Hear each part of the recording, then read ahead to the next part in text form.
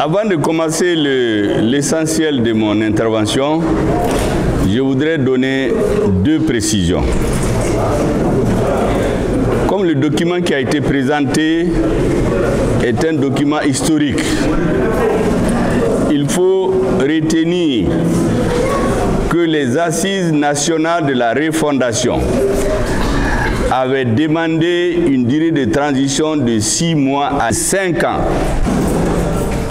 C'est à l'issue d'une réunion présidée par le président de la transition, à laquelle nous avons participé, et le comité d'organisation des assises, du rapport présenté par le président de la commission, après des échanges que le président a retenu 5 ans avec l'accord des autres. Sinon, les assises même avaient demandé 10 ans. Et les 5 ans dans notre entendement, c'était une base de négociation. Et séance tenante, le président a désigné les membres de la délégation malienne qui ont été faire le tour des pays de la CEDEAO. Il s'agissait du ministre de l'administration territoriale, de Madame le ministre chargé des réformes politiques et institutionnelles et des envoyés de la Commission nationale d'organisation des assises nationales. C'était bien que je donne cette précision. Ensuite, certainement, beaucoup se demandent, mais pourquoi il est en tenue militaire? Parce que certains m'ont demandé de mettre des tenues traditionnelles. J'aurais dit que je vais vous faire une surprise plus importante. La tenue que je porte aujourd'hui, je l'ai gardée pour l'histoire.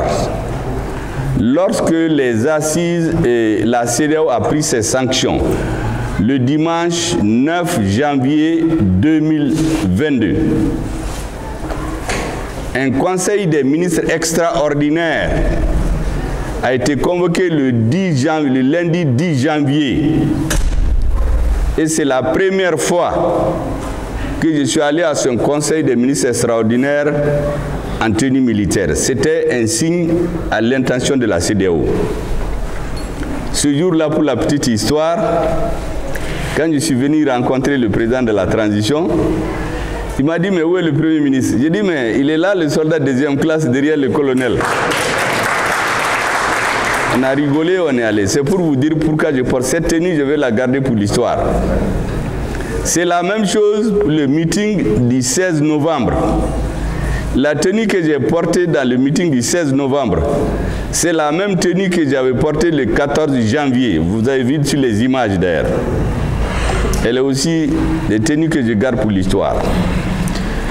Maintenant, je vais vous dire quelque chose. Vous savez, dans l'histoire de notre pays, pourquoi je félicite les membres de la commission de rédaction de ce document.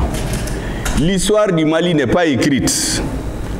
Dans quelques années, chacun va se mettre à dire ce qu'il veut, pour ne pas dire raconter ce qu'il veut. Ce document qui vient d'être dit est le fruit, j'ai compris, de longues discussions entre les membres du comité stratégique et le président de la commission d'organisation. Donc c'est un document consensuel et véridique pour l'histoire. C'est pourquoi j'ai tenu à faire cette précision. Vous savez aussi au Mali, et je l'ai dit en préface dans mon dernier livre, les gens disent beaucoup de contre-vérités. Et comme j'ai dit souvent, le mensonge qui parle tout le temps, il a raison de la vérité qui se tait. Il y a beaucoup de mensonges qu'il faut profiter de l'occasion pour rectifier. Donc, dans certaines parties de mes interventions, vous allez constater des rectificatifs. Mais pour l'essentiel, c'est pour dire exactement ce que j'avais sur le cœur en complément au travail magnifique que la commission de rédaction a fait et qui vous a été présenté. Mesdames et messieurs, je voudrais féliciter à l'occasion de ce 13 janvier 2025 cette commémoration, vous féliciter parce que vous avez fait une œuvre de portée historique. C'est très important ce que vous venez de faire. Parce que ça permet de perpétuer la vérité. D'où est-ce que la transition est partie? Vous savez, le 14 janvier, c'était le destin de la transition qui se jouait et le destin de l'Afrique qui se jouait. Si les choses avaient échoué ce jour-là, comme je le dis, la transition allait tirer les leçons.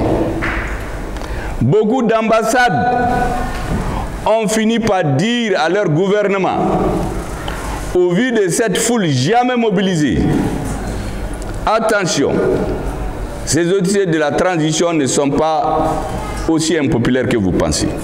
Le peuple est avec eux. Dans l'histoire des démocraties, dans l'Afrique de l'Ouest, vous ne trouvez aucun pays avec un corps électoral. Aucun président ne pouvait mobiliser 4 millions de ses citoyens dans un appel de 4 jours. Aucun. Et le Mali l'a fait. Le président de la transition l'a fait. Et donc, il faut saluer le peuple malien. Parce que c'est son œuvre. C'est ce jour-là que le Mali a montré au monde entier que c'est un peuple avec lequel il faut faire attention. On ne peut pas faire n'importe quoi avec le Mali.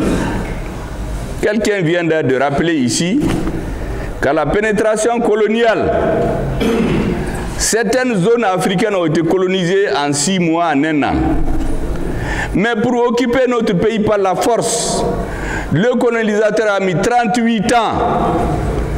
De 1878 à la bataille de Saboussiré à Caille, à 1920 à la bataille d'Andrombokan, où Firoun a été assassiné le 20 juin par des Africains traîtres. Ça veut dire que la traîtrise, là, ça a toujours existé. C'est des traîtres qui ont tué Firoun pour le donner aux Blancs. Mais notre peuple a résisté. Malgré qu'on l'a soumis par la force pendant 70 ans, il ne s'est pas passé une année où une ethnie ou un groupe ethnique ne s'est pas soulevé. Les Tamashek, les Arabes, les Sonrai, les Peul, les Bamana, les Mianka, les Senoufo, toutes les ethnies au Mali ont eu leur part de gloire. Les Dogons, vous rappelez la grande bataille de Talbi, dont tout le monde se rappelle. Pendant 70 ans, le colonisateur n'a pas eu la paix au Mali. Et c'est le peuple malien a montré le 14 janvier la voie à tous les Maliens et à toute l'Afrique, je dirais. Vous voyez ce qui est en train de se passer en Afrique aujourd'hui. Donc, ce peuple malien, il doit être salué. C'est son engagement, ses sacrifices, le sentiment d'arracher son indépendance, sa souveraineté et son autonomie de décision. C'était le message du 14 janvier. Je voudrais aussi, bien entendu, saluer de façon spécifique les forces armées et de sécurité. Plus tard, je les appelais les Monebo Deun, les soldats maliens. Vous savez, Cette manifestation a réussi. Pourquoi? Parce qu'à partir du 28 décembre 2021, à la tenue de cette manifestation, il n'y avait plus d'attaque de camps militaires. L'armée malienne a porté le fer dans les camps de terroristes. Nous avons détruit plus de bas terroristes, plus de sanctuaires terroristes que toutes les années de lutte contre le terrorisme réunis. Et c'est parce qu'il y avait ces succès militaires que le message politique a porté. La transition marche sur les deux pieds, le militaire et le politique. Il s'est trouvé certains qui ont voulu les dissocier. Ah oui, l'armée monte en puissance, mais les politiques, ce n'est rien. Ça, c'est des derniers arrivés, les soutiens de la transition de la 25e heure. La transition, c'est l'armée et la politique. Et nos militaires, sans leur action, on a beau être des génies, rien n'allait marcher. C'est parce que l'armée a fait ses succès que nous avions le courage de prendre une décision, envoyer des délégations et discuter avec la CEDEAO d'égal à égal. Je voudrais saluer les artistes maliens, toutes tendances confondues. Vous savez, il y a une petite histoire que je vais vous raconter. Beaucoup me voient dans les habits traditionnels. Quand j'étais devenu Premier ministre, les premières semaines, là, c'était les basins et les vestes. Mais ma première sortie à l'intérieur, j'ai dit à mes collaborateurs, est-ce que vous me voyez dans des champs de coton, de maïs, en veste cravate ou en basin? Cherchez-moi des habits traditionnels.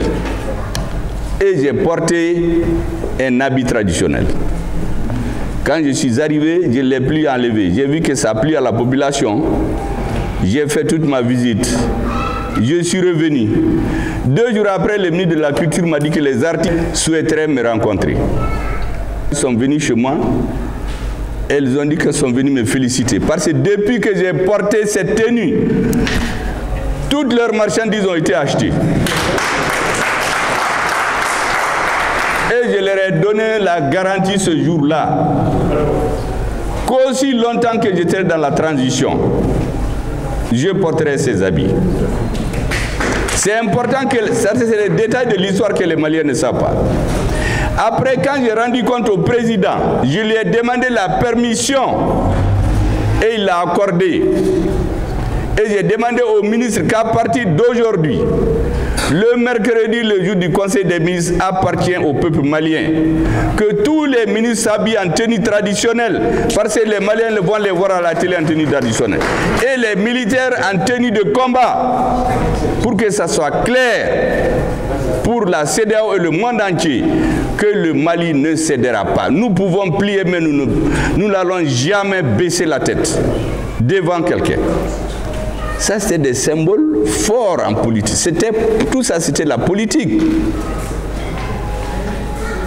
Parmi les artistes, vous savez, il y a un jeune que j'ai reçu, tout en rendant hommage à tous les artistes du Mali qui ont porté haut le drapeau. Ce sont nos ambassadeurs. Il y a Sidiki Diabaté que j'ai reçu au bureau. Vous savez, ce jeune-là, au plus fort des problèmes de la transition, a tenu à Bercy un concert où on a mobilisé des milliers de policiers pour arrêter. Tous les Africains sont sortis avec le drapeau malien. Plus de 100 000 personnes.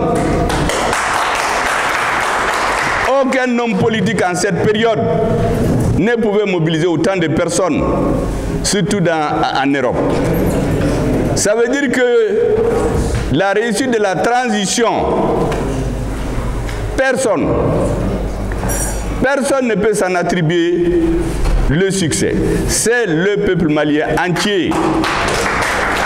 Si nous avons tenu, c'est parce que l'État a pu continuer à acheter les armes, à payer les salaires, à donner à manger. Qui a fait ça? C'est ceux que j'appelle les soldats de l'économie.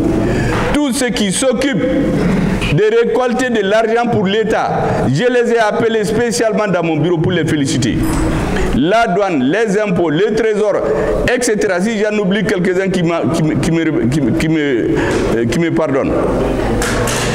Donc, c'est l'ensemble du peuple malien. Les fonctionnaires qui ont accepté, la population, les paysans, qui ont accepté toutes sortes de sacrifices.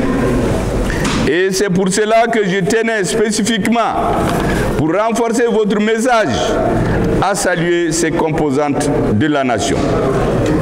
Je voudrais ici saluer de façon spécifique la Russie et la Chine. Vous savez, quand la CEDEAO a pris ses fameuses sanctions, la France s'est précipitée pour les faire endosser à l'Union européenne. Et elle est allée au Conseil de sécurité se battre par 2 fois.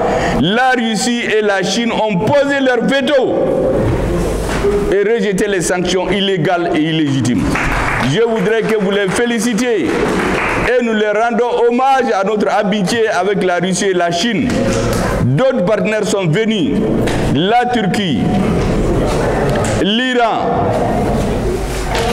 Je voudrais qu'on salue ces partenaires. Il est très important au moment où on est en train de fixer des pages de l'histoire, que je vous dise certaines choses. Vous savez, les félicitations doivent aller aussi à mes collaborateurs. Vous savez que au Mali, il y a un mythe qui n'est pas vrai. Mais souvent, quand le mensonge est trop répété, on ne dit rien, ça devient de la vérité. J'ai écouté sur beaucoup de chaînes panafricaines des commentateurs, bon, j'imagine qu'ils ne savent pas, mais au Mali c'est fait exprès, qui disent: le Premier ministre a rejeté les partis, il a combattu les partis, il a mis les partis en prison, il a fait ceci. Je n'ai mis personne en prison. Par rapport à la considération que j'ai pour les partis politiques, c'est moi-même, en tant que Premier ministre, qui ai signé les invitations aux partis politiques pour les rencontrer plusieurs fois. La réalité, c'est qu'en cette période, beaucoup ne pensaient pas que le gouvernement allait durer.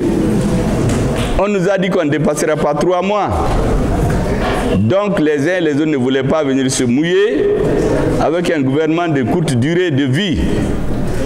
Donc les partis sont venus une première fois. Certains sont sortis. Les autres fois, ils ont refusé de répondre à mon invitation. Vous pouvez, j'ai toutes les lettres. Parce que certains disaient, le premier n'a pas de légitimité, c'est le président c'est les militaires qui sont légitimes. Lorsque j'ai entendu ça, j'ai proposé au président de les demander en tant que chef de l'État de s'associer tous pour que les assises soient une réussite. Quand ils sont sortis, il y en a qui ont dit que c'est du cinéma, ils ne sont pas venus. Donc lorsque on fait courir le bruit, et certains panafricanistes, je dis ça à l'intention des panafricanistes, ces commentateurs, souvent il y en a qui font les grands savants, des grands connaisseurs du Mali, en disant que le Premier ministre a marginalisé les partis, les a mis à l'écart. Ce n'est pas vrai. Mieux, une des fois où certains partis ont accepté de rencontrer le Premier ministre, qu'est-ce qu'ils m'ont dit? Ils m'ont dit qu'un gouvernement de transition n'a pas vocation à faire des réformes. Il doit organiser des élections et partir. C'est un gouvernement légitime qui doit faire les élections. Ce jour-là, j'ai dit aux uns et aux autres, ça c'est des discours spécieux. C'est les discours pour tromper les gens. Il est très beau, mais derrière, il n'y a rien. La transition doit résoudre d'abord les problèmes qui ont présidé à sa survenue. S'il ne s'agissait que d'organiser les élections. Depuis 1992, nous ne faisons qu'organiser des élections. Donc l'élection ne peut pas être une fin en soi. Il faut réformer le pays. Certes, les partis m'ont dit que ce n'est pas possible. Depuis ce jour, il y en a qui n'ont plus jamais mis pied à une invitation du Premier ministre. Maintenant, lorsqu'on a pris Kidal, lorsque les choses ont commencé à marcher, bon, il y en a qui disent, bon, le Premier ministre, il est clivant. Le mot clivant, là, ça a été élaboré à l'extérieur. On a mis dans la bouche de certains ici. Ils ont commencé à le dire. Vous savez, quand j'étais malade, il y a un docteur qui m'a dit ça, que vraiment, monsieur le Premier ministre, il faut rassembler les gens, il paraît que vous êtes clivants. Ces personnes ont mis ça dans la... Vous savez, chez nous, quand on dit « Aïe, Franyonka », Bekado Dakalan fait Bekabo Dakalan. J'ai dit Ambedo Dakalan fait, mais Antebo Dakalan fait. Et c'est lui qui détourne des centaines de milliards. Pendant que les Maliens meurent, les soldats, nos braves soldats, on les enterre dans des fosses communes. Neni allé embêter que Doda Kelen fait, mais Sokono. Antebo Dakalan fait. C'est ça la réalité, la divergence fondamentale. C'est qu'on n'a pas la même interprétation du sens qu'il fallait donner à la transition. À partir de ce moment, on ne pouvait pas travailler ensemble. Mais lorsque, grâce à Dieu, grâce au peuple, grâce à l'armée malienne, à son sacrifice, nous avons pris Kidal, nous avons retrouvé notre souveraineté. J'ai dit qu'à partir de ce moment, ouvrons la porte à tout le monde. Parce que les uns et les autres ne croyaient pas. Peut-être parmi vous-même, peu de gens croyaient qu'on allait prendre Kidal. Et pour tout le monde, le destin du Mali ne peut pas se jouer sans la France. C'était ça qui nous opposait. Certains caressaient un coup d'État du jour au lendemain. Des ambassadeurs s'en sont mêlés. Vous savez, on en a renvoyé plein. Vous savez de qui je parle.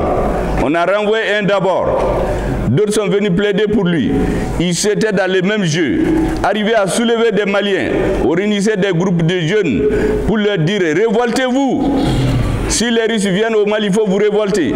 On a renvoyé ces ambassadeurs. Parce que ce moment-là, beaucoup attendaient que le régime soit renversé. Vous voyez? Donc c'était important que je dise ça. La deuxième chose, vous savez, quand j'ai écrit le livre sur ma vie, il y a un haut responsable de la transition qui m'a demandé « Mais pourquoi vous avez écrit ça maintenant ?» Généralement, les personnalités politiques attendent quand ils quittent la scène pour écrire des choses comme ça. Je l'ai dit parce qu'ils sont proches de la mort pour qu'on discute après eux. Pour qu'on les contre. Moi, j'écris pour la contradiction pendant que je suis là. Parce que les Maliens ont besoin de la vérité. La jeunesse malienne a été suffisamment manipulée. Celui qui n'est pas d'accord avec le contenu, qu'il écrive. Pour que les jeunes Maliens comprennent. Celui qui est leur prémisse là ne cache rien. Parce que je ne cache rien. Et vous aurez remarqué au Mali, en général, deux attitudes pour les responsables politiques. Ou bien ils se taisent, ils ne disent rien, ils attendent le moment venu pour sauter sur la proie. L'autre version, c'est ceux qui contestent tout. J'ai entendu même un homme politique l'autre jour qu'il faut aller négocier avec les rebelles, les terroristes. Mais regardez les grands pays qu'on cite dans le monde, les États-Unis, la France, l'Angleterre, la Russie, la Chine. Quand il y a des terroristes dans ces pays, qui va dans des pourparlers qui n'en finissent pas? Ils se cognent d'abord, on le terrasse, après quand il est affaibli, on négocie. On ne peut pas négocier avec quelqu'un qui a pris des armes contre ses frères. La lutte contre le terrorisme, il faut que nos peuples le gagnent. Sinon les négociations bidons là, on a fait 30 ans là-dedans. Ça nous a mené à rien. Ça a profité seulement à des escrocs, des narcotrafiquants, des gens qui vivent, des parasites, qui ont affaibli notre pays. Ils nous ont vassalisés, ils nous ont esclavagisés. On n'acceptera plus cela. Donc ces hommes politiques qui veulent négocier avec les terroristes, les mêmes personnes, moi j'ai regardé dans l'histoire, parce que tous les hommes politiques là, moi j'ai une fiche sur chacun. Le même monsieur a dit en 2020 qu'il ne faut pas négocier avec les terroristes. C'était Ibeka qui était là, on est allé les plier, on leur a donné de l'argent, ils sont venus, mais ils ont refusé. Ça ne sert à rien. Donc, en ce moment, comme le monsieur était dans l'opposition, il s'est levé pour dire qu'il n'y a rien à négocier avec les terroristes. Bon, le même monsieur, je l'entends maintenant dire qu'il faut négocier avec les terroristes. Parce que toutes les discussions finissent autour d'une table souvent. Ça, c'est déjà des discours spécieux. Les discussions finissent autour d'une table lorsque l'autre pays aura terrassé les terroristes. Quand ils seront suffisamment affaiblis et qu'ils ont intérêt dans les discussions. Ça, je voulais être très clair là-dessus. Tous ceux qui appellent notre gouvernement à aller traficoter, fricoter avec des terroristes, ce n'est pas pour le bonheur du Mali. C'est très important. Ce que je voudrais dire encore, le terrorisme au Mali n'a jamais été importé par des Maliens. C'est de l'extérieur. Parce que certains disent, ah, c'est des Maliens qui ont pris les armes, il faut discuter avec eux. Ce n'est pas vrai. Les premières attaques en République du Mali, le 29 juin 1989, c'est des gens venus de l'extérieur qui sont allés tuer des Maliens. Après, à force de laxisme, certains d'entre eux, on les a intégrés dans l'administration, ils sont même allés dans des ambassades, ils sont revenus, ça servait à quoi? Rien du tout.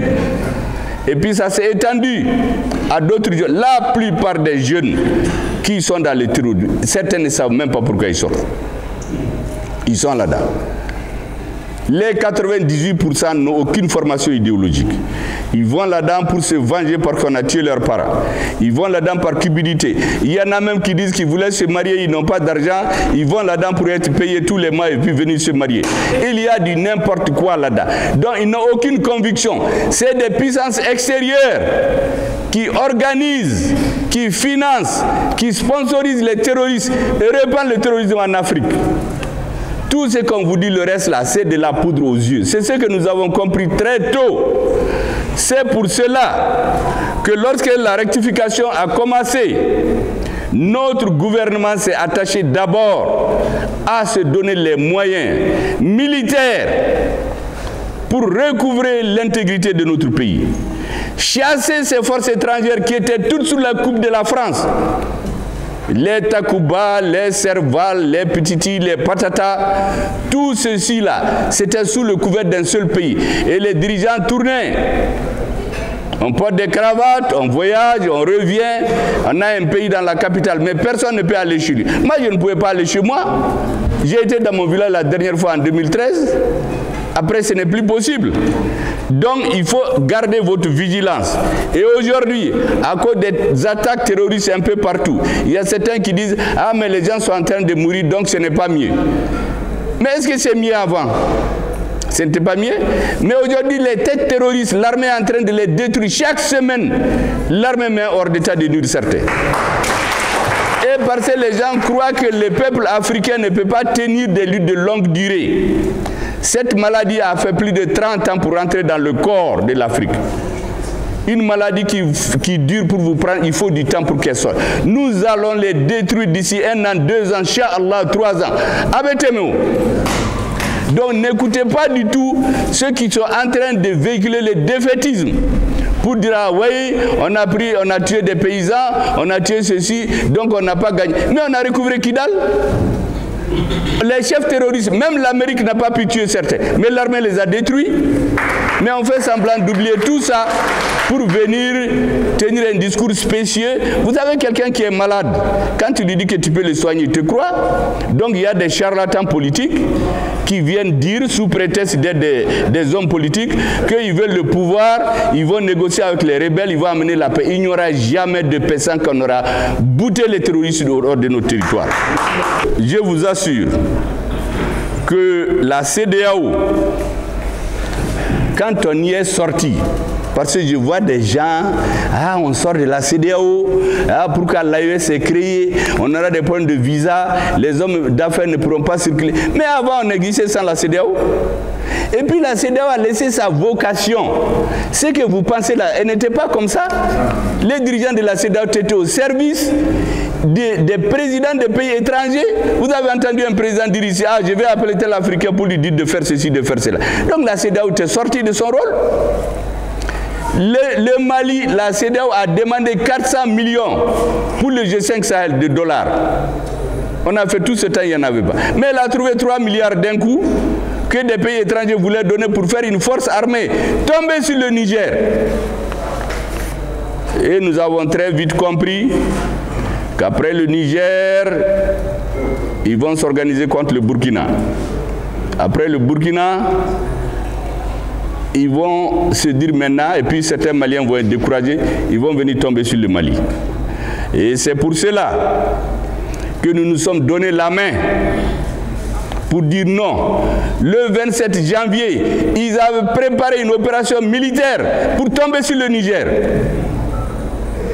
Le 28 janvier, nous nous sommes retrouvés et on est sortis de la CEDEAO en même temps pour leur retirer les bases juridiques d'une agression contre un pays frère. Et vous savez, les hommes politiques, beaucoup on est de la même génération. Moi, j'ai appelé, sans demander le président, j'ai appelé un que je connais. J'ai dit, vous faites partie des pays à l'avant-garde du combat de l'impérialisme contre l'Afrique. Je vous préviens, si vous touchez à un cheveu du Niger, on va vous raser la tête. Et je l'ai dit que je ne blague pas. Comme ils pensent que le diable, c'est le Premier ministre, c'est l'aile dure de la transition, je crois que ça donnait à réfléchir. Et le Niger, ça n'est sorti. Tous les complots contre le Niger, nous les avons bloqués. Et nous avons mis nos forces armées ensemble. Et aujourd'hui, l'AES, certains sont en train de crier. L'AES n'est pas sorti de l'Afrique. Si la CEDEAO n'a qu'à collaborer avec l'AES, mais individuellement, nous ne rentrons plus dans une organisation qui est dirigée par des instructions venues de l'extérieur. Nous ne sommes plus là-dedans. Mais si vous voulez travailler avec l'AES, on travaille ensemble. L'AES, pour la petite histoire, mes conseillers le savent, on l'a initié dans mon bureau le 1er février.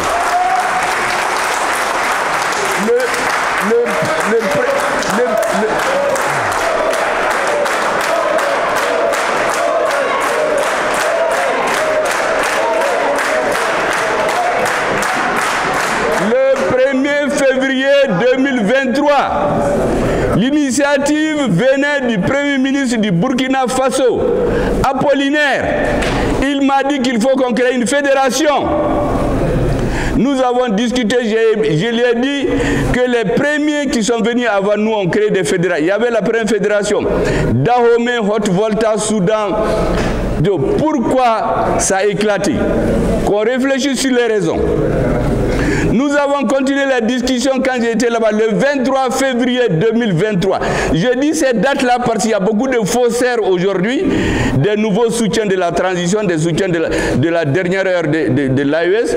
Je vois même des gens qui nous ont combattus, qui deviennent aujourd'hui des soutiens de l'AES. C'est pour eux que je rappelle ces dates-là, qui sont vérifiables. Le 30 décembre, j'ai pris le Premier ministre du Burkina Faso.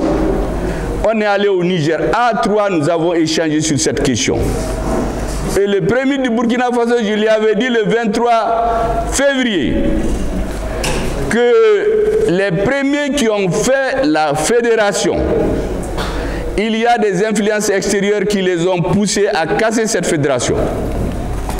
Et c'est pour cela que, malgré tout ce que vous connaissez, lorsque les présidents de transition de nos trois pays ont eu l'idée géniale de faire plutôt une confédération et non une fédération, mettre nos forces armées ensemble pour nous défendre. Un État qui ne peut pas se défendre, ce n'est pas un État. Pour faire la diplomatie commune et ensuite nous occuper des projets structurants, des projets de développement. C'est ce qu'on appelait, j'ai appelé en son temps, nous développer en mode 3D. Je l'ai dit ça en juillet 2023. En ce moment, il y a beaucoup qui m'avaient insulté dans les médias. Mais lorsque, un an après, le 6 juillet 2024, les présidents des pays de l'AES ont eu l'idée géniale, ils ne se sont pas précipités, de créer une confédération qui a vocation a évolué vers une fédération. C'est important que vous sachiez ces choses-là. Parce qu'aujourd'hui, il y a beaucoup de gens qui partent dans les réseaux. Ah oui, il faut qu'on regarde la CEDEAO. Pourquoi on est sorti? On n'a pas de légitimité. J'ai vu même sur les chaînes panafricaines, là, quelqu'un hier qui parlait. Il dit qu'ils vont manifester à Paris, que même s'ils ont 10 personnes, ça leur suffit. J'ai dit, ah bon? 10 personnes? Ça, c'est quoi ça? Combien de Maliens il y a en France? Toi, tu ne cherches que 10 personnes? Ah, mais ça, c'est très grave. Et d'ailleurs, sur RFI, on a dit qu'il y a quelques centaines de personnes. Ça veut dire que la communauté malienne, qui est majoritaire en France, elle comprend ce qui se fait. Comme la diaspora. Je vous jure que cette transition-là, elle tient entre autres grâce au soutien de la diaspora malienne. Dès le départ et aujourd'hui, toutes les grandes orientations patriotiques sont soutenues par les Maliens de la diaspora. Et ça, c'est quelque chose qu'il ne faut pas oublier. Et c'est pour cela que quand j'ai vu des Maliens de l'extérieur dire qu'ils vont aller marcher pour la CEDEAO, ça m'a fait rire. Vous savez, en plus de ces choses-là, nous avons un élément que je veux que vous compreniez. Vous entendez souvent les gens dans les médias dire tel a été dans tel gouvernement, dans tel gouvernement. Vous savez, dans un gouvernement, quand on vient, pour que ceux qui devaient être ministres, là, vous le sachiez, hein, et ceux qui ne le sont pas aussi comprennent, vous avez 2 décrets. Il y a un premier décret qui vous nomme ministre. Il y a un deuxième décret qui vous dit de quoi vous devez vous occuper. Vous ne vous mêlez pas de tout, hein. Seul le premier et le président ont vocation à coordonner tout. Donc si un ministre fait des bêtises dans son domaine, il les discute chez le président et le premier de le remettre en cause. Mais vous ne pouvez pas vous lever, vous êtes ministre de l'Agriculture et de la Pêche, vous allez vous occuper des questions de défense. Ce n'est pas ça dans les gouvernements, hein. Mais ce qu'il faut par contre, c'est ce que j'ai toujours fait et je l'ai dit même aux ministres avec lesquels j'étais, vous pouvez leur demander. J'ai dit on a un devoir de vérité vis-à-vis du chef de l'État. Vous savez, chez nous, on a la culture d'une administration d'allégeance. Les gens pensent que quand tu es ministre, il faut dire que tu es d'accord avec tout. Or, quand on est dans une équipe gouvernementale, vous occupez de votre domaine. Mais lorsque les questions existentielles de la vie de la nation sont en cause, on veut vous associer pour dire que vous êtes d'accord. Il faut dire que vous n'êtes pas d'accord. En ce moment, soit vous démissionnez, ou ils vous sortent. Dans les 2 cas, vous n'êtes pas là-dedans. Mais il y en a qui viennent dire après, ah mais il était dans l'équipe là, il est responsable de ça. Ce n'est pas comme ça, hein. Lorsqu'en juin 2016, j'ai eu la preuve que des ministres, le premier et le président, sont allés vendre le Mali au Conseil de sécurité en créant ce qu'ils appellent les autorités intérimaires, une loi qui leur permettait de relever tous les élus des régions de Tombouctou, Gao et Kidal et les remplacer par des gens nommés par les rebelles. Quand ils sont venus, j'ai dit devant tout le monde que ce que la rébellion n'a pas eu par les armes, elle n'a pas eu dans les négociations, c'est le gouvernement qui se cache pour lui donner sous la table. À partir de ce moment, il n'était plus possible de travailler avec cette équipe. Parce que c'est une équipe qui vendait le Mali à l'extérieur, qui vendait le Mali aux étrangers. Les gens de mon parti sont là, je suis allé, j'ai exposé à la direction du parti. Je leur ai dit que je ne peux plus travailler avec ces gens. C'est un ancien qui m'a dit, parce que je lui ai dit que la démission, je n'en veux pas, mais je veux trouver une formule pour me séparer de ces gens-là. Parce que les démissions, souvent, vous sentez Karsa a démissionné. Souvent, c'est un manque de courage. Quand les gens ne peuvent pas résoudre les problèmes, ils font du bruit, ils démissionnent. Ça, ce n'est pas du courage. Donc, l'ancien là m'a dit, ne démissionne pas. Ce que tu as dit là, si tu leur as dit, tu as dit au président, tu l'as dit au premier, tu l'as dit au ministre devant les gens, ils ne pourront plus travailler avec toi. Effectivement, il a raison. On a sauté un conseil des ministres, le conseil des ministres suivant, il m'a enlevé, je suis sorti du gouvernement. Et depuis que je suis sorti, je n'ai jamais critiqué le président. J'ai dit jusqu'à la fin de son mandat. Mais quand les élections vont arriver, je vais expliquer pourquoi je ne suis pas d'accord avec lui. Donc quand quelqu'un vient s'asseoir aujourd'hui, ah oui, il était dans ce gouvernement, lui il ne connaît rien. C'est ce que j'appelle les ignares triomphants. il lit les journaux, ah, il était dans les gouvernements. Les gouvernements chez nous, on ne vote pas dans les conseils des ministres. C'est le président seul qui décide. Il écoute les partis, les ministres.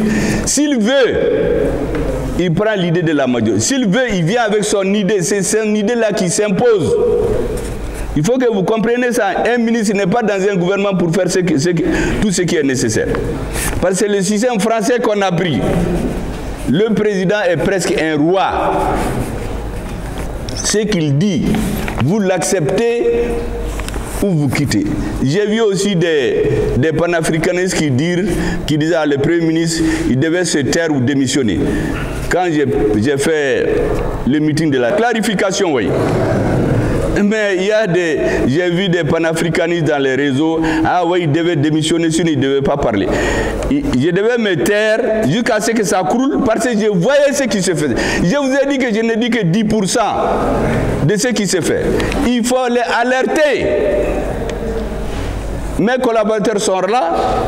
Certains se sont fâchés, le Premier ne peut rien, il ne peut pas nommer des gens, parce que j'ai dit, l'idée que les gens ont des hommes politiques, c'est qu'ils viennent pour chercher l'argent ou placer des gens. J'ai fait 3 ans et demi. Il n'y a personne dans la haute administration qui a été nommé par le Premier ministre. Ça n'existe pas. J'ai nommé un seul, il a été relevé quand j'étais malade. Ça, ce n'est jamais arrivé dans l'histoire de l'humanité. Jamais. Même les services qui relèvent de moi, on a nommé ça m'a visé là-dedans. Mais j'ai tout accepté parce qu'il y avait l'essentiel. Il fallait recouvrer l'intégrité de notre pays. Il fallait que l'armée continue de se battre. Parce que des luttes politiques à Bamako, parce qu'on n'a pas pris Kidal, les hommes politiques sont responsables. J'ai vu en 2012, lorsque le Nord allait tomber, il y a des hommes politiques ici qui faisaient des meetings pour dire aux soldats de ne pas se battre, de laisser attêter. Mais quand notre pays est tombé, qui a payé? Lui, il s'est rallié aux rebelles, après j'ai appris. Derrière, les uns et les autres ont son dossier. ATT est tombé, mais c'est le peuple malien qui a payé les frais. Il fallait que je me taise, que je laisse faire les problèmes de place, d'argent, de ceci. Il fallait laisser ça pour que l'armée continue son travail.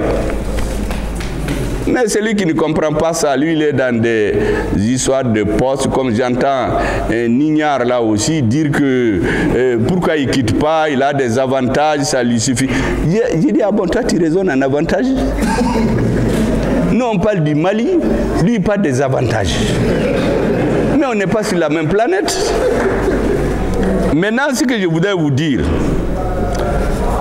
dans la vie politique, j'ai fait un article en avril 2020. Le M5 n'était pas créé. C'est sur les réseaux. Je l'ai nommé Constance dans la résistance. L'heure des refus d'obéissance a sonné. Cet article a écrit le 20 avril, quand j'ai eu la preuve qu'on a mis une assemblée nationale pour mettre des narcotrafiquants là-dedans, pour venir légaliser la partition du Mali, en faisant voter la constitution par l'Assemblée. Cet article-là existe. Le M5 n'était même pas né. Quand j'ai écrit le 10 décembre 2020, la faillite de l'État malien, les causes, les responsabilités et les pistes de solution, c'est le jour où Macron est sorti pour menacer les chefs d'État africains, pour les convoquer à Pau. Je n'ai pas dormi 2 nuits.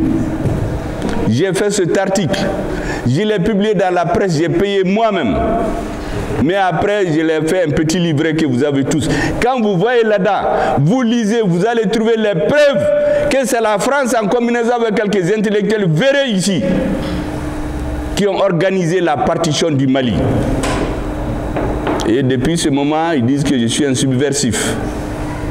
Donc quand quelqu'un vient aujourd'hui de tous les régimes, vient me dire vous êtes ceci, il n'a rien compris. Nous travaillons pour l'histoire. Parce que les ennemis du Mali, les ennemis de l'Afrique, ils n'attendent que ça.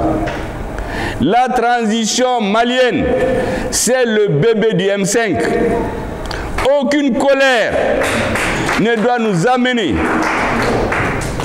qu'à la transition d'Afrique. Des changements à l'intérieur de la transition, ça c'est autre chose. Mais il y a des gens qui parlent, les meetings que vous venez de montrer là, il y a des gens qui sont des grands acteurs aujourd'hui, ils n'étaient pas là en ce moment-là. En ce moment-là, ils étaient en train de critiquer la transition. C'est eux qui sont les nouveaux maîtres aujourd'hui. J'ai vu même quand on a célébré l'anniversaire de l'AES, vous savez, celui qui est venu nous parler, c'est quelqu'un qui faisait ce que vous savez, il y a quelqu'un qui a publié dans les réseaux, il était contre les changements. Aujourd'hui, c'est lui qui est devenu un soutien de la transition, c'est lui qui nous donne des leçons. Nous n'allons jamais, je dis bien jamais, céder face à l'imposture. Jamais. Notre peuple peut plier, mais il ne va jamais être brisé. Il faut garder en mémoire notre histoire. Ce qui passe là, les gens qui perdent les yeux, qui vont en prison, qui perdent des places, tout ça c'est passager. Mais il faut voir l'histoire du Mali. Vous savez, je termine par un point, ça c'est la dernière sortie de Macron. Les Africains en ont suffisamment parlé. Les intellectuels ont écrit, des syndicalistes, des journalistes, mais les hommes politiques, il y en a il y a des très courageux qui en ont parlé, parce que généralement, les Africains ne répondent pas au président français, même quand il les agresse. Le premier Sénégalais lui a donné un coup, je crois qu'il ne va jamais oublier. Le président du Tchad lui a donné un coup, je crois, qui est fatal. Mais ce que beaucoup oublient, c'est que le 26 décembre, moi j'écoute tous les présidents du Niger, le général Tchani, il a donné une interview longue, mais quand vous suivez jusqu'à la fin, il avait déjà averti sur tout ce que la France prépare sur le plan militaire. Tout. Même le mouvement de ces bases, le président Tchani les a dénoncés, en les nommant, en donnant des dates, des précisions. Et je suis certain que ce qui s'est passé au Tchad, il a informé le président tchadien. Le président du Burkina Faso appelle toujours à une résistance à la guerre de haute intensité. Et il faut vous préparer à ça. Il faut la guerre de haute intensité contre le terrorisme. Il y a un pays voisin qui se met au service de la France, dont le président a fait un discours en disant que c'est un discours à la nation. Mais il a reconnu lui-même que le seul point sur lequel ils ont échoué, c'est lui qui l'a dit, hein. Il dit c'est la lutte contre le terrorisme. Mais qu'ils vont trouver l'occasion de les repousser. Mais quelques jours après, le 8 janvier, près de 30 morts chez eux. Les mêmes terroristes. Au point que leurs citoyens sont en train aussi de demander le départ des bases françaises. Vous savez, concernant le cas spécifique du Mali, ce que je voudrais ajouter en plus, à l'intention de tous les Africains et les panafricanistes, en plus de ce que le Premier ministre du Sénégal, le président du Tchad et les approches visionnaires des présidents du Niger et du Burkina Faso, et ce que les intellectuels, les différents Africains, syndicalistes et autres ont dit, je voudrais insister sur le cas spécifique du Mali. Sur le cas spécifique du Mali, nous avons les preuves irréfutables que c'est la France qui fait le pompier pyromane. C'est pour cela qu'en juillet 2022, lorsque l'État malien voulait présenter à l'ONU les preuves que les sponsors des terroristes sont les mêmes pays qui disent qu'ils se battent contre le terrorisme, au Conseil de sécurité, la France a fait bloc pour qu'on ne présente pas nos preuves. Certainement que les militaires ont dû dire aux politiques, débrouillez-vous parce que si les Africains savent tout, tous les peuples vont se révolter. De quoi il s'agit? Vous savez, toutes les rébellions au Mali qui sont transformées à force de négociations bidons en terrorisme sont le fruit de la politique extérieure de la France vis-à-vis du Mali et de l'Afrique. D'abord, les Français font toujours semblant d'oublier l'erreur et la faute, sinon le crime qui a été commis en Libye en 2011. Mais avant ça, concernant le Mali, l'un des chefs des mouvements séparatistes a témoigné, nous avons les preuves dans la presse étrangère, que c'est l'État français qui les a mobilisés, les a organisés pour attaquer l'État malien et le diviser, en leur promettant de les aider à avoir un État à part. Mieux que ça, il y a quelque chose que je voudrais dire quand même aux Français pour qu'ils comprennent. Pourquoi l'État français n'écoute pas l'avis des Maliens de la diaspora? J'ai l'habitude de dire qu'en dehors de la Côte d'Ivoire, c'est en France que nous avons la plus grande diaspora. Des Maliens, ils travaillent, ils ont la nationalité, ils viennent au Mali. Pourquoi on va se mettre contre leurs intérêts? Mais ceux-ci sont tous avec le Mali dans leur grande majorité, avec l'État malien, parce qu'ils comprennent, ils ne se laissent pas manipuler. Je voudrais donc dire que pour ce qui est du Mali spécifiquement, je l'ai déjà dit, je le répète, vous savez, en Afrique, on n'aime pas beaucoup parler des morts. Je suis même gêné de le dire. Mais comme Macron fait cette comptabilité macabre, je voudrais lui rappeler que les Maliens qui sont morts, les Africains qui sont morts, les Burkinabés, les Nigériens et d'autres Africains, ce sont des milliers, sinon des millions. Ils n'en parlent pas. Ils parlent de 58 soldats morts au Mali. Je rends un hommage à tous ceux qui ont perdu la vie sur nos territoires. Vous savez que la mission de la MINUSMA est la plus dangereuse et c'est là où il y a le plus de morts dans toutes les missions des Nations Unies. Je voudrais donc m'incliner devant leur mémoire. Mais qu'on n'utilise pas le nom des morts pour faire du commerce politique. Et c'est pourquoi je vais répondre à mon corps défendant, à Macron. Les 58 soldats qui sont morts au Mali, aucun d'entre eux n'est mort au combat. À part le premier, Damien Boité. Et on a la preuve maintenant que même cette histoire de terrorisme qui se serait rendue à Bamako était instrumentalisée par les services de renseignement français. Ils ont fait le pompier pyromane, mobiliser les hordes terroristes pour nous dire attention, ils vont venir. Et après avoir appelé tout le monde, ils ont fait écrire une lettre au président de la transition. La lettre par laquelle le Mali a demandé l'intervention de la France, elle n'a pas été écrite par les Maliens. C'est l'ambassadeur de France ici qui l'a écrit. Il l'a amené chez le président de transition, corrigé plusieurs fois. D'ailleurs, lorsque le gouvernement de la transition du Mali, nous avons demandé à avoir la copie de cette lettre-là. Mais il n'y en a pas au Mali, ni aux affaires étrangères, ni à la présidence. C'est sur des archives du Sénat malien que nous avons retrouvées. Au moment où nous préparions à dénoncer l'accord de défense avec la France. Donc c'est instrumentalisé. Ils fouettent le feu, après ils veulent faire semblant d'éteindre. C'est eux qui créent tout. Au Mali, pourquoi ils ont empêché les soldats maliens de rentrer à Kidal? À Kidal, parce qu'ils ont créé une république fantomatique. Là-bas, ils organisent chaque année, tous les 6 janvier, la fête d'indépendance de la république fantomatique de l'Azawad. Mais on a renvoyé plusieurs Français, les soldats de la MINUSMA, les officiers, les étrangers, tout le monde vient mettre garde à bout devant les défilés des terroristes. Personne ne pouvait pas les appeler comme ça. Ils ont créé une force spéciale de terroristes à Kidal, qui s'appelle SMECMA. Les gouverneurs du Mali à Kidal, les représentants de l'État, leur sécurité est assurée par les terroristes. Les bases où les mines d'or de Kidal étaient exploitées par des milliers d'Africains qui viennent des pays africains. Personne ne sait. La France est le 4e producteur, le 4e réserve d'or dans le monde. Pourtant, elle ne produit pas d'or. Au nord, toutes les mines étaient contrôlées par les rebelles. À Kidal, à Gaouan, Tahaka, Les représentants de l'État malien pour aller à Kidal, ils avaient besoin de la permission des rebelles.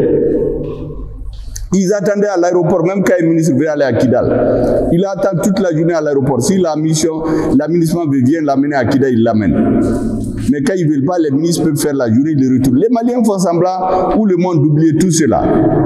Parmi les 58 Maliens qui sont morts au Mali, je précise, il y a Damien Boitepé à son âme qui est mort le jour de l'intervention de l'opération Serval, qui est aussi le résultat d'une manipulation, je viens de vous l'expliquer. Mais les autres, ils sont morts de maladie, ils sont morts d'accidents, dans différents pays, au Mali, au Burkina, au Niger, majoritairement sur le territoire malien. Est-ce que vous savez que certains sont morts quand des hélicoptères français se sont télescopés?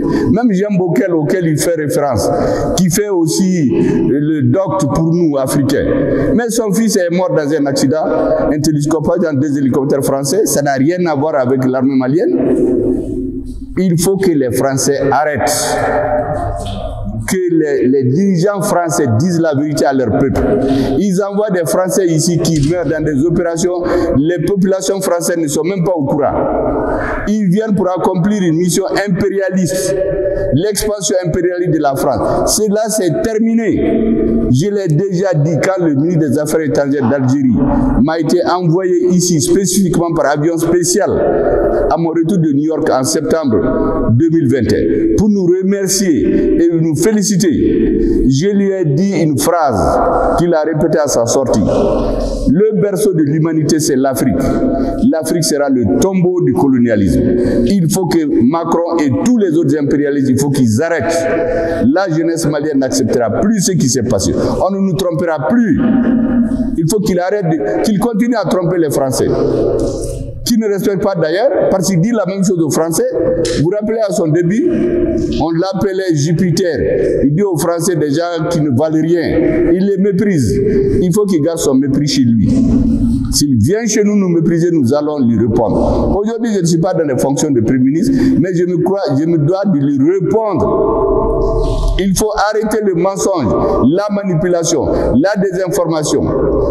Nous n'accepterons pas au Mali que cela passe. S'ils ont l'habitude d'intimider les intellectuels qui se taisent par peur de dire on va lui dire la vérité. Aujourd'hui c'est terminé. Le Sénégal lui a répondu, le Burkina lui a répondu, les jeunes intellectuels africains lui ont répondu. Je lui réponds que ce qu'il a dit c'est du mensonge. C'est de la manipulation, qu'il est piqué de l'âme des soldats maliens, des soldats français qui sont morts. Et Jean Bokel, je ne sais pas, il sait ou il ne sait pas, mais je lui dis que son fils est mort dans un accident d'avion en 2 hélicoptères français. Ça n'a rien à voir. Donc on ne vient pas nous dire ici qu'il y a eu des morts. Les Maliens sont morts par milliers. Le président de la transition a l'habitude de me dire que des milliers sont morts dans l'eau.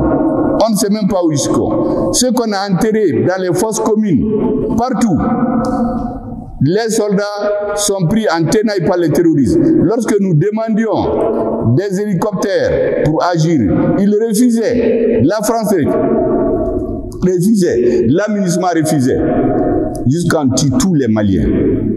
On nous empêchait d'acheter même une simple lunette à vision nocturne. On ne peut pas acheter d'hélicoptères. Et ceux qui ont détourné l'argent des cadres maliens, nous les connaissons. Certains ont prêté allégeance à la France. Ils sont chez eux aujourd'hui. Il faut qu'ils arrêtent. Nous n'allons pas accepter que des impérialistes et des traîtres locaux soumettent encore notre peuple. C'est terminé. Les Tchadiens ont fait ce que j'ai déjà dit. C'est sur la base de Faye Largeau qu'ils disent à leurs soldats qu'ils étaient là il y a 100 ans. Ils sont repartis il y a 60 ans, au moment des indépendances donc. Et ils sont revenus pour 100 ans encore. Mais nous les suivons. Il faut arrêter cela. Nous n'allons plus accepter cela. En tout cas, au Mali et dans l'AES, cela n'est plus accepté. Les déclarations du président Tchani, du président du Burkina Faso sont très explicites. Et les Africains qui se mettent à leur service, c'est des nègres de service. Ils se servent d'eux pendant une période. Après, ils vont les chasser du pouvoir. Tous ceux qui se sont mis au service de la France en Afrique, ils les ont tous traînés dans la boue à la fin. Certains ne sont même pas morts chez eux. Ceux qui ont voulu mourir chez eux, ils ont dit qu'ils ne s'occupent pas des satrapes. D'autres, on les a chassés comme des chiens. Ils ont quitté les palais en fuyant. D'autres, on les a chassés, ils sont réfugiés dans certains pays africains. C'est aujourd'hui que leurs collaborateurs écrivent sur les manipulations que la France a fait pour les renverser. Pourtant, pendant des décennies, ils étaient au service de la France. Même les guerres au Mali, c'est parti de la Libye. Tous les Africains qui se sont mis au service des impérialistes, ils ont mal fini. Et aujourd'hui, la jeunesse malienne, la jeunesse africaine, en tout cas les Maliens, l'AES, on a dit que c'est terminé. Nous sommes une alliance. Si la CEDEAO veut coopérer avec nous, elle collabore. Mais nous n'allons plus dans une organisation fantoche qui reçoit des instructions des impérialistes. Sous la colonie, ils ne disent jamais ce qu'ils veulent. Sous la colonisation, à la fin de la conférence de Berlin, le 26 février 1885, dans les résolutions, ils ont partagé l'Afrique, ils n'ont pas dit qu'ils vont aller coloniser. Ils ont dit, la France dit qu'elle va mener la mission civilisatrice. L'Angleterre dit qu'elle va amener les 3 C, christianisme, commerce, civilisation. Et qu'en Afrique, il y a 2 grands fleuves, le Niger et le Congo. On va les aider à régulariser la circulation sur ces fleuves-là.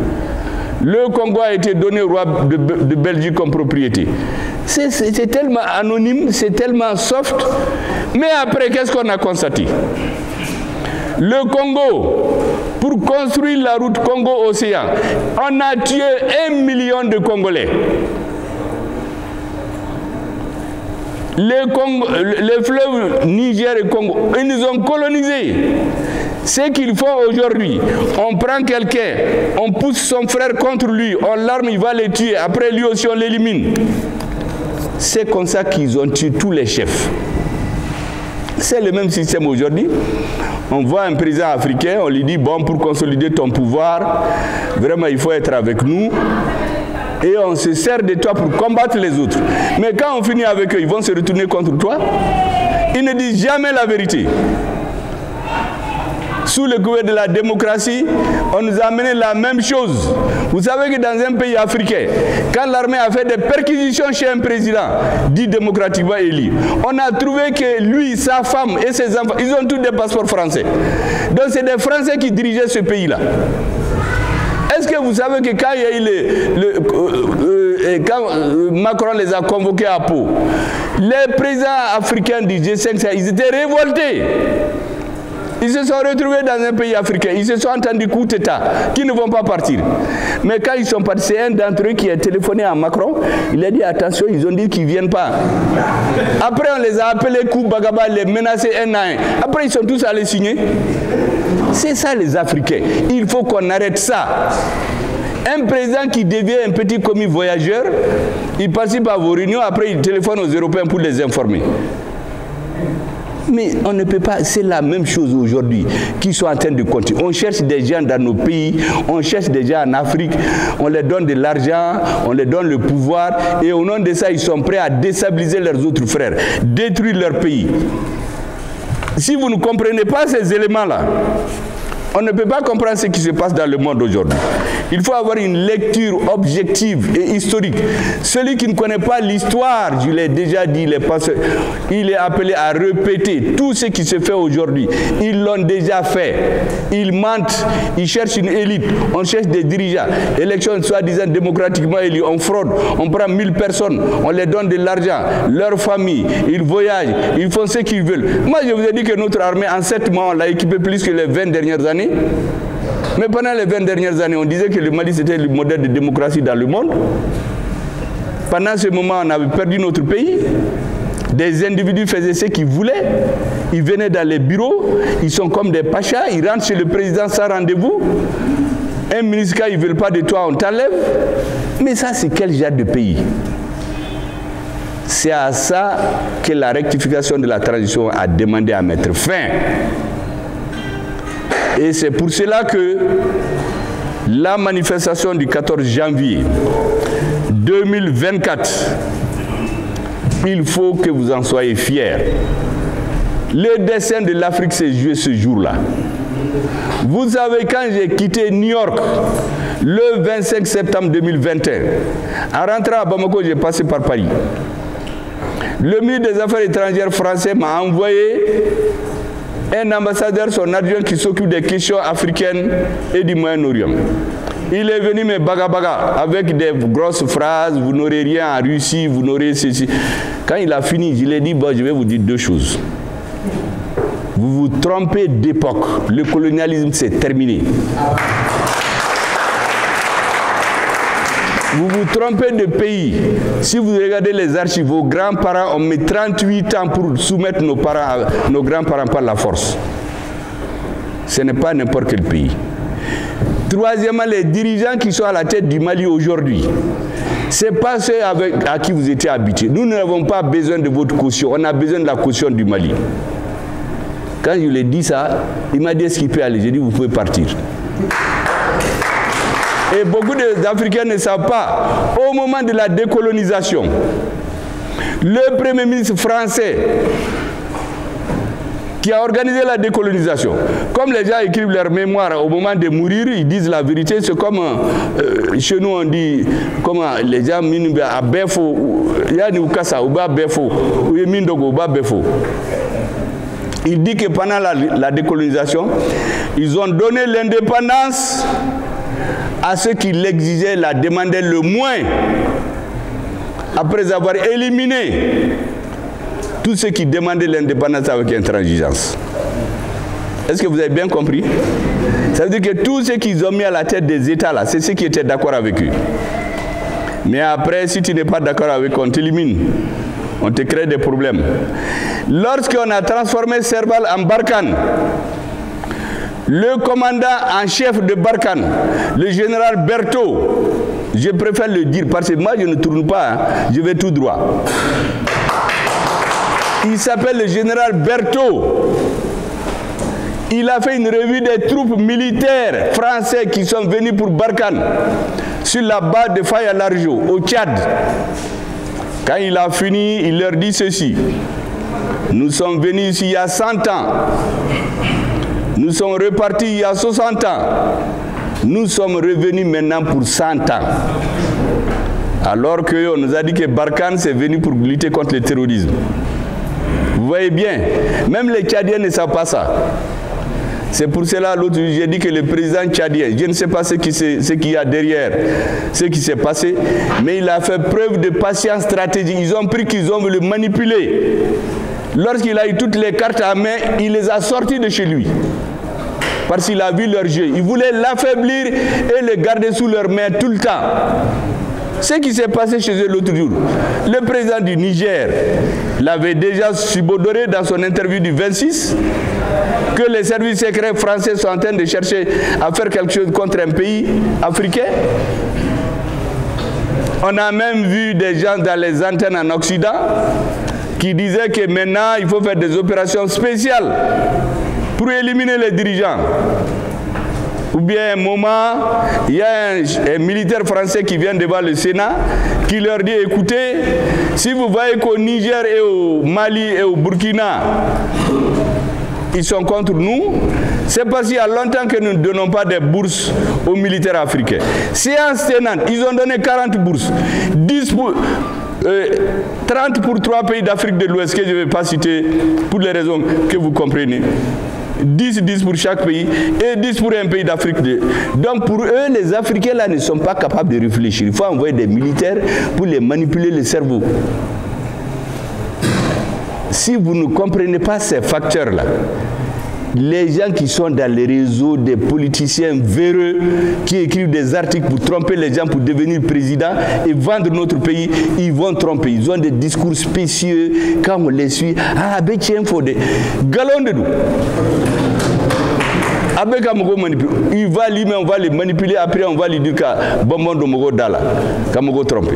Donc vraiment, je voudrais vous dire d'être fier de ce que vous avez fait le 14 janvier. Le Mali doit être fier. Les forces armées, je l'ai dit, elles nous ont restitué notre dignité, notre honneur et la souveraineté du Mali. Rien ne doit vous amener à minimiser le rôle de l'armée. Rien ne doit vous amener à vous laisser tromper par ces discours spécieux qui viennent de l'extérieur pour démoraliser notre peuple. Rien ne vous a vous amener à la remise en cause fondamentale Quand je dis fondamental, les revendications autour duquel le peuple s'est mobilisé, rien ne doit vous amener à les remettre en cause. Parce qu'il y a des amis, des gens qui ont maudit la transition par tous les mois. Maintenant qu'ils n'ont pas pu, ils sont devenus des amis et certains d'entre vous sont écartés. La colère ne doit pas vous guider. L'avenir du Mali, c'est dans vos mains. C'est dans les mains des Maliens qui comprennent. Et ceux qui comprennent ont le devoir d'expliquer aux autres pour éviter la manipulation.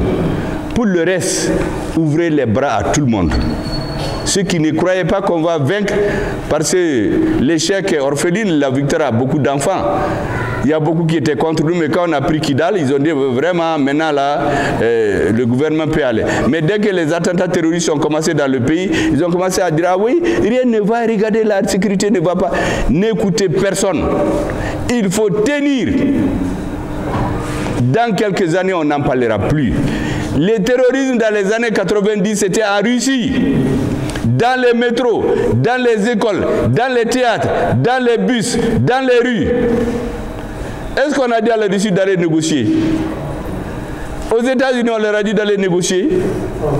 En France, on a dit, quand les terroristes font des attentats là, mais ils les frappent, ils les tuent.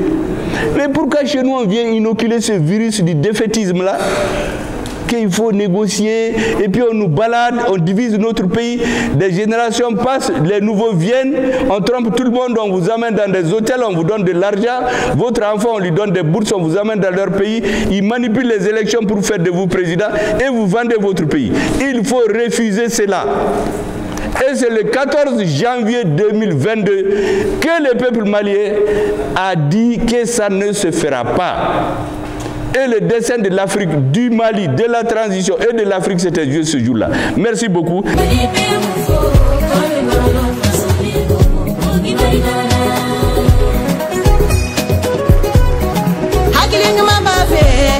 Miriam,